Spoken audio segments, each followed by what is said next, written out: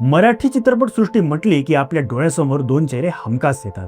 एक म्हणजे आपल्या अभिनयाने समोरच्याला गप्प बसवणारे नटसम्राट नाना पाटेकर आणि दुसरे म्हणजे ज्यांच्या एका हसण्यावर अख्खा महाराष्ट्र फिदा आहे असे लाडके अशोक मामा उर्फ अशोक सराफ. पडद्यावर नानांचा दरारा आणि मामांचा विनोद आपण अनेकदा पाहिलाय, पण तुम्हाला माहिती आहे का, या दोन दिग्गजांमध्ये रक्ताच्या नात्यापेक्षाही एक घट्ट अशी मैत्री होती. एक काळ असा होता की नाना चक्क मामांचे पाय चेपून द्यायचे आणि आजही मामा त्यांना हक्काने नाण्या म्हणतात.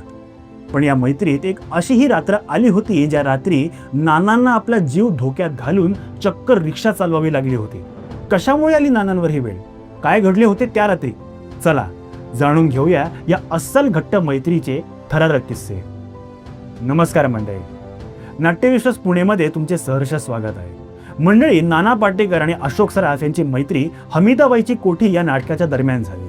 तो काळ नानांसाठी खूप संघर्षाचा होता. नाना तेव्हा पुण्याच्या रस्त्यावर पांढरे पट्टे ओढण्याचे काम करायचे. परिस्थिती इतकी बिकट होती की नाटकाच्या प्रयोगाचे मामांना 250 रुपये मिळायचे तर नानांना फक्त 50 रुपये. पण मामांना नानांच्या स्वाभिमानाची जाण होती. नाटक सुरू होण्यापूर्वी ही मंडळी पत्त्यांचा डाव मांडायची. अशोक मामा मुद्दाम नानांसमोर हारायचे जेणेकरून नानांना 4 पैसे मिळतील. नानांना हे कळायचे, पण गरज असल्याने ते पैसे स्वीकारायचे. या मैत्रीशी संबंधित अजून एक गमतीशीर गोष्ट म्हणजे नानांना अशोक मामा कुठेही निवांत बसलेले दिसत असे तेव्हा नाना मामांचे पाय दाबत व चंपी करत असे व खुश मामा नानांना 5 रुपये देत असे. आजही नाना मोठे नट झाल्यावर मामांना चंपी करून देतात आणि मामा गमतीने म्हणतात, नाण्या हे 10 रुपये ठेव, महागाई वाढली आहे बाबा. या मैत्रीचा अजून एक पैलू म्हणजे नानांचे गणेश प्रेम. नाना पाटेकर यांना गणपती मंडळासाठी 3000 रुपये कमी पडत होते. तेव्हा चाचरत का होईना पण नानांनी अशोक मामांकडून पैसे मागितले. यावर कामावर जाण्यापूर्वी अशोक मामांनी नानांना एक कोरा चेक दिला आणि सांगितले, बँकेत 15,000 रुपये आहेत, तुला जेवढे पाहिजे तेवढे काढ. नानांनी 3000 काढले. काही दिवसांनी नानांनी 3000 रुपये जमा करून मामांना दिले. यावर अशोक मामा मिश्किल स्वरात म्हणाले, काय पाटेकर, तुम्ही तर पैसेवाले झालात, ठेव ते पैसे, परत करण्याची गरज नाही. यावर स्वाभिमानी नाना म्हणाले, अरे मलाही पैसे परत करण्याची सवय लागू दे, तेवढ्यासाठी ठेव. नानांच्या स्वाभिमानाने प्रभावित होऊन मामांनी पैसे ठेवले. आता वळूया आपल्या मुख्य किस्स्याकडे. हमीदाबाईची कोठी या नाटकाचा प्रयोग एका ठिकाणी सुरू होता.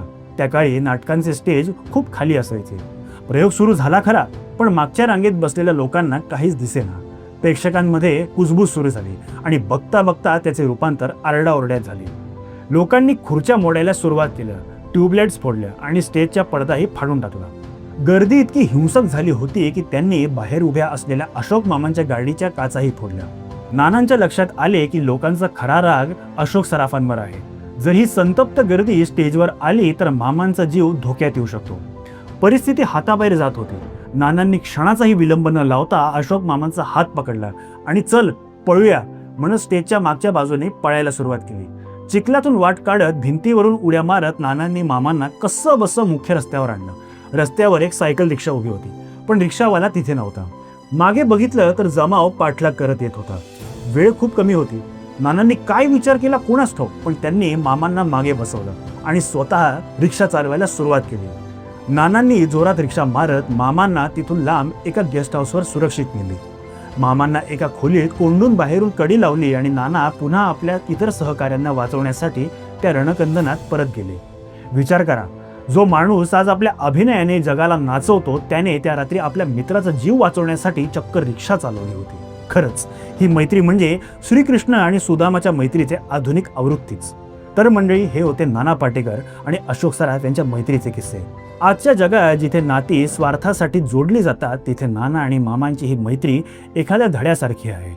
मित्रासाठी रिक्षा चालवण्यापासून ते आजही हक्काने चंपी करण्यापर्यंतचा हा प्रवास खरोखरच प्रेरणादायी आहे. म्हणूनच म्हणताना माणसं जोडण्यापेक्षा ती टिकवणं जास्त महत्त्वाची असतात. बाकी अशोक मामांचा आणि नानांचा कोणता चित्रपट तुमच्या आवडीचा आहे हे आम्हाला कमेंट बॉक्समध्ये नक्की सांगा. जर तुम्हाला आमचा हा व्हिडिओ आवडला असेल तर व्हिडिओला लाईक व शेअर करायला विसरू नका. मराठी साहित्य, मनोरंजन व कलासृष्टीशी संबंधित असेच नवनवीन किस्से ऐकण्यासाठी आमच्या नाट्यविश्वास पुणे या चॅनलला सबस्क्राईब करा व बेल आयकॉन प्रेस करायला विसरू नका. धन्यवाद.